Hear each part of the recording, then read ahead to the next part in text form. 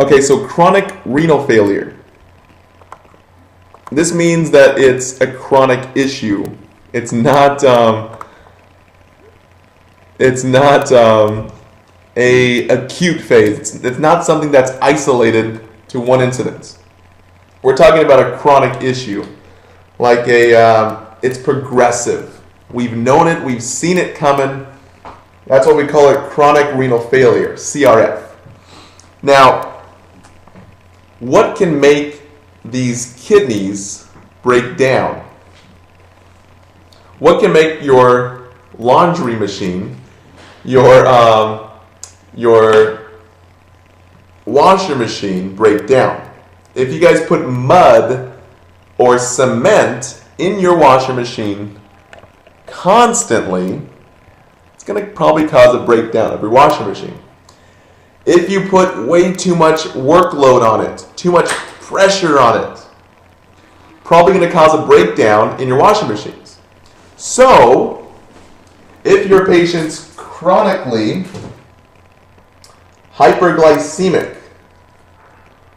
too much sugar, hyper blood sugar, you have a lot of syrupy blood, it's not going to help your kidneys to constantly be working.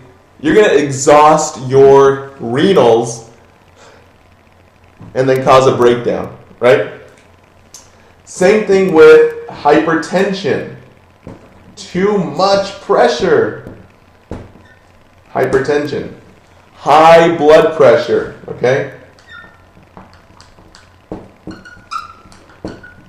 Too much blood pressure, too much pressure really frying your glomeruli, those little bubbles that filter out all of your blood, those little pockets of, let's just say, little washing machine pockets that filter your blood.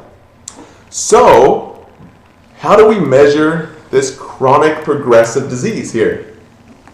Well, your patient might be a chronic diabetic with high blood sugar. Your patient might be a chronic congestive heart failure patient, high blood pressure. What if they're both high blood pressure, high blood sugar? So now you have a lot of pressure and very syrupy blood, and it's probably going to lead to not a lot of oxygen getting down to those kidneys, and we're causing what's called a necrosis, a killing off of the function of your kidneys. So how bad is our chronic renal failure? Well, it's this bad. We go to the doctors and we say, hey, how do I test how bad my chronic renal failure is? How much of my washer machines are broken? Is it a small, medium, large, or extra large problem? You know, when you go to your next fast food or McDonald's, or you go to the Biscuit Barn, okay? I don't know where you live, but Biscuit Barn is pretty good on the East Coast. But if you guys go to your next restaurant, and you say, hey, I want a small, medium, or large, right? Or extra large. That's all we're saying with your stages of chronic renal failure. So how much percentage of our glomerular filtration rate still works? How much percentage of those little pockets that actually filter our blood are still working? Well, the first phase, is it okay to turn down? The first phase is 60 to 89% of your glomerular filtration rate still works, okay? That's what we're saying is, you know, your kidneys are working okay, but really we've only lost, you know, a little bit, okay? So this is, you know, chronic renal failure is a big problem, but you're in the first phase. So let's start lifestyle changes we can never get back those killed off glomeruli. They're dead. We're never going to be able to rejuvenate that. So we can stop the progression right here if we can stop it, okay? If we can't control this blood pressure, this constant pressure, if we can't control this blood sugar, we're going to progress all the way down to killing off our kidneys entirely and causing us have 15% glomerular filtration rate. Okay? GFR. So, we can say our patient is in second stage of chronic renal failure, or your patient is in third stage. It really just depends on how much progression is going along here. 30 to 60% of our kidney function still works. 50 to 30% for stage 3. Now in fourth stage, also called your end stage renal failure, that means that only 15% or less of your kidneys are working. Your kidneys are shot. They're done. There's no way to regenerate that death.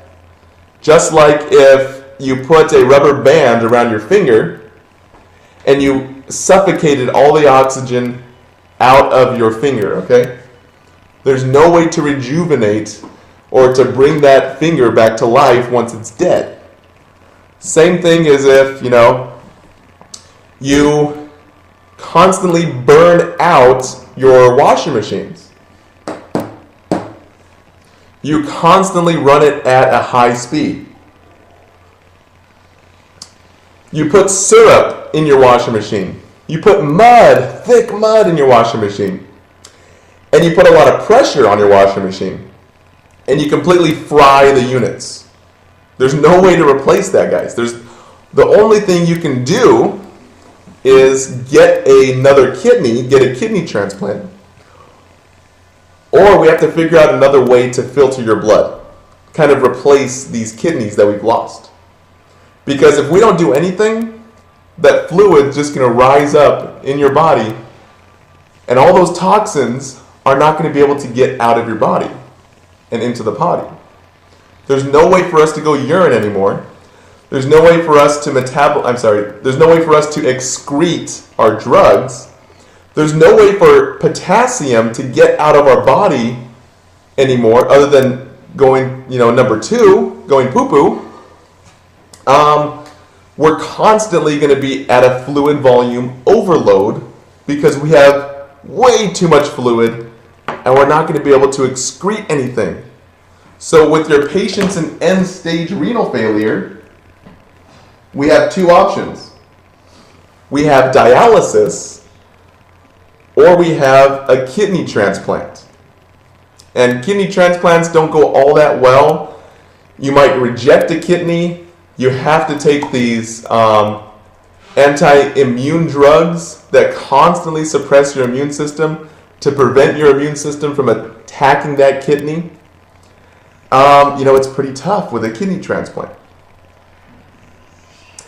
With your dialysis patients, you have 2 options. You can do hemodialysis, which puts a fat shunt in your arm, or you can do peritoneal dialysis. Just means that we're putting fluid in your peritoneal space. So let's go into those, and I'm going to talk about those right now.